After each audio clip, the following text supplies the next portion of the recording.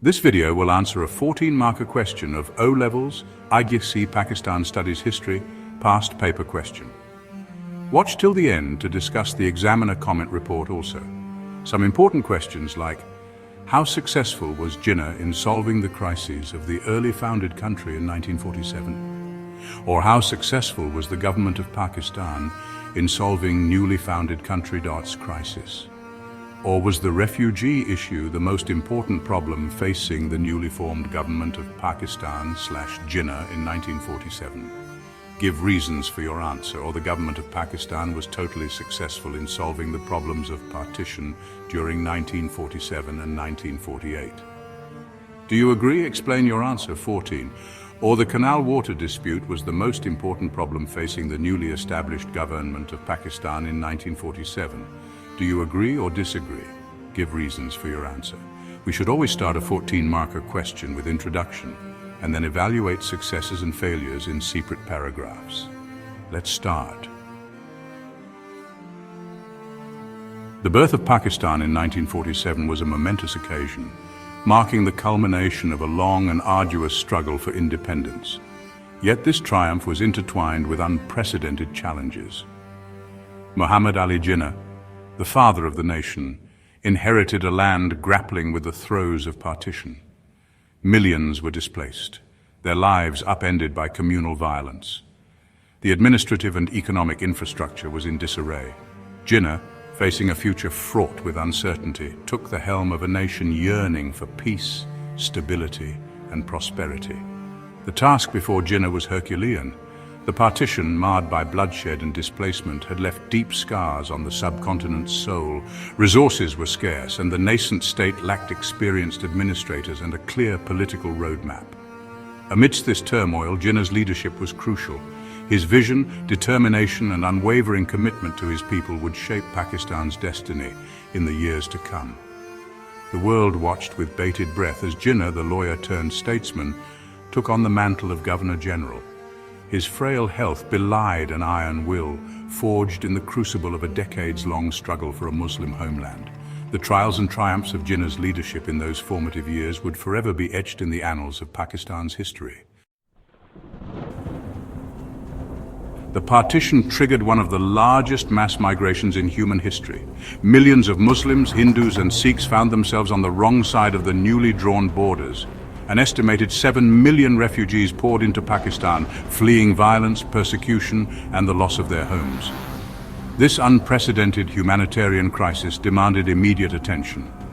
Jinnah, deeply moved by the plight of his people, declared himself Protector General of Minorities in a powerful message of reassurance. He appealed for communal harmony and urged the nascent government to prioritize refugee rehabilitation. Refugee camps were hastily set up across the country, providing shelter and basic necessities to the displaced masses. A rehabilitation fund was established to manage the influx and provide financial assistance to those who had lost everything. Despite the government's best efforts, the sheer scale of the crisis proved overwhelming. The influx strained the limited resources, and many refugees languished in temporary shelters, their hopes for a better future hanging in the balance. In the midst of the refugee crisis, Jinnah recognized the urgent need for a stable and functional government. He established Karachi as the temporary capital and moved swiftly to form a cabinet. Liaquat Ali Khan, a trusted confidant and seasoned politician, was appointed as the first Prime Minister of Pakistan.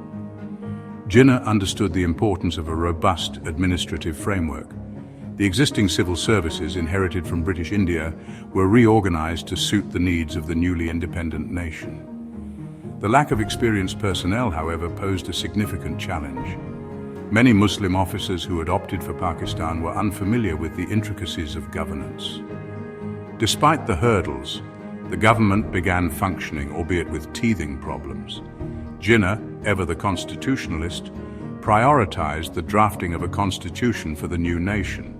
A constituent assembly was formed, tasked with this monumental responsibility. The assembly, however, faced delays and political roadblocks, a harbinger of the constitutional crises that would plague Pakistan in the years to come.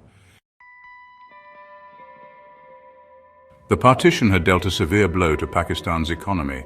The newly created nation inherited a disproportionately small share of British India's assets. To add to the woes, India, citing unresolved disputes, withheld a significant portion of Pakistan's rightful share of pre-partition assets. Undeterred, Jinnah focused on building a self-reliant economy. One of his first acts was to establish the State Bank of Pakistan in July 1948.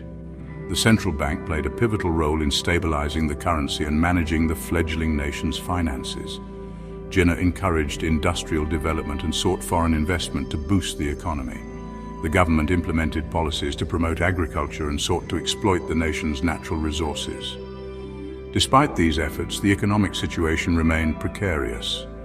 The influx of refugees, the loss of established markets, and the ongoing dispute with India over assets cast a long shadow over Pakistan's economic prospects.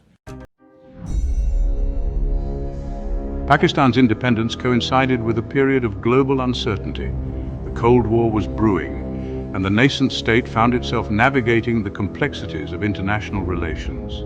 Jinnah, a shrewd diplomat, recognized the importance of securing Pakistan's place on the world stage.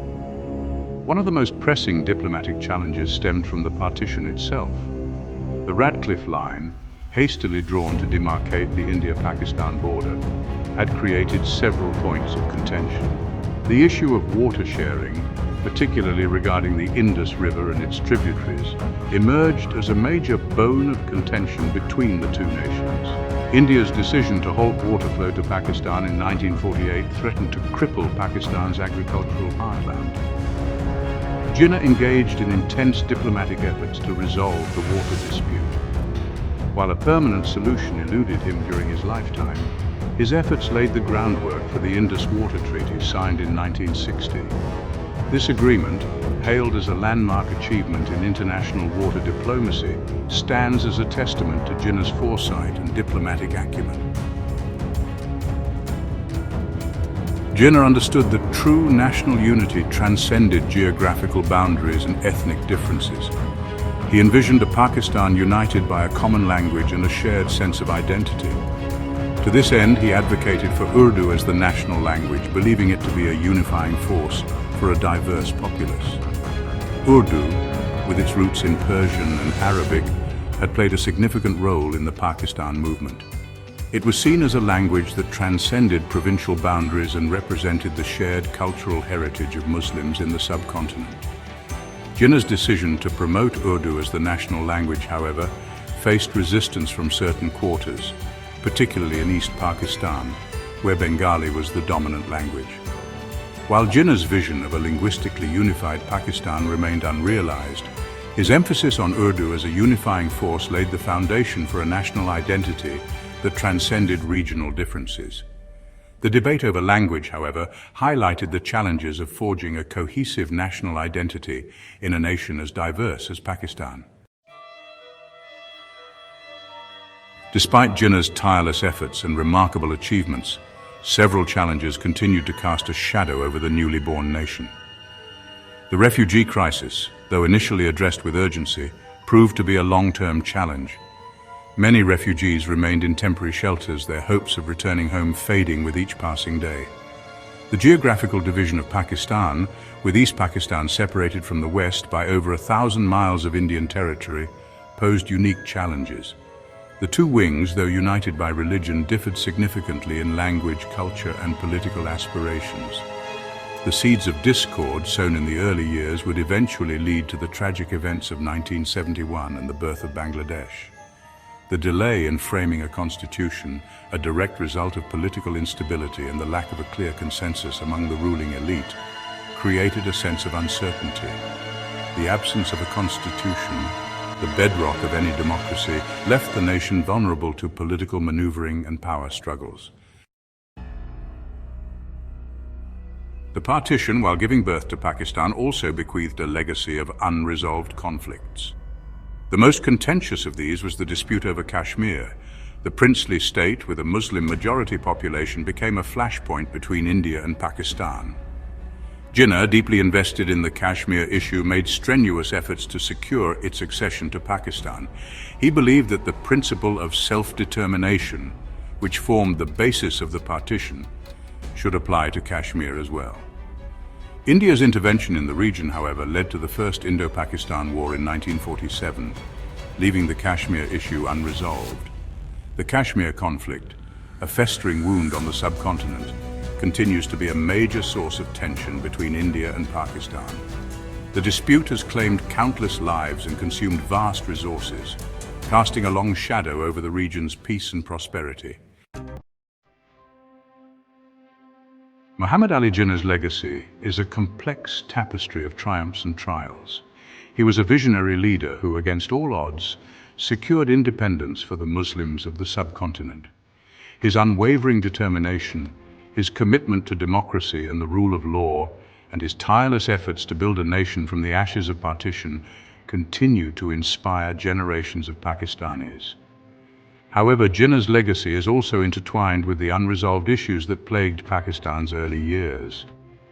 The refugee crisis, the geographical division of the country, the delay in framing a constitution, and the unresolved Kashmir conflict are stark reminders of the challenges he faced and the unfinished tasks he left behind.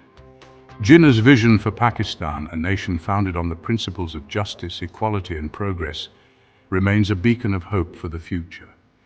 His life and work serve as a reminder that the pursuit of a dream, no matter how arduous, is a worthy endeavor. As Pakistan continues to grapple with the legacy of its tumultuous past, Jinnah's unwavering belief in the power of unity, perseverance, and the indomitable spirit of his people continues to guide the nation's journey.